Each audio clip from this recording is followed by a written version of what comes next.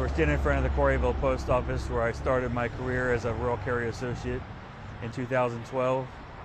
I spent a good part of my career here learning the different routes.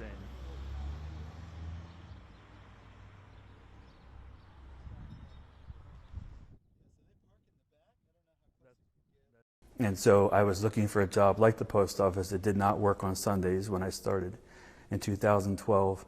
And it was a great way to make a living, a way to stay here in the local area with my family, to reconnect with them after being away for 2 years. And I just really enjoyed the job from the very beginning. You get to be out in the countryside in the fresh air. It's a beautiful place to live and work, and I just really enjoyed it and planned to make a career of it unless God called me back to the mission field somewhere. I do miss it.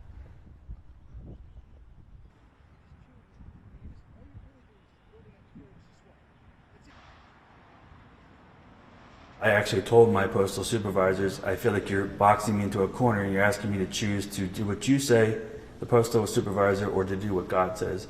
And I said, I mean no disrespect whatsoever, but I have to choose God. My conviction is that strong, come what may, you know. And so if it means I lose my job, that's very sad, but it's not a choice for me, it's what I believe.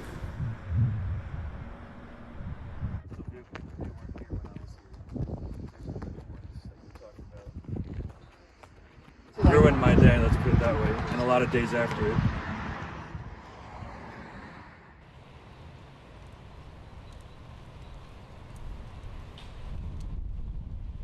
Well, I mean, the good news is that we have the actual language of the statute on our side. That Congress said that employers have to accommodate people of faith and provide religious accommodations, unless doing so would create an undue hardship. And by that, they meant something really substantial, a really big problem. The unfortunate thing is there was some stray language in TWA versus Hardison almost 50 years ago that said that undue hardship could be something small, de minimis. And that's kind of put an imbalance in the law that Congress never really intended. And the way the TWA versus Hardison sort of stacked the deck against employees and the common folk is, you know, they got to climb Mount Kilimanjaro in order to try to win one of their cases. I mean, that's not right. Is there anything that, I mean, if you were sitting in front of the justices, your lawyer's going to be doing the talking, what would you want them to know about you and the case? Sure.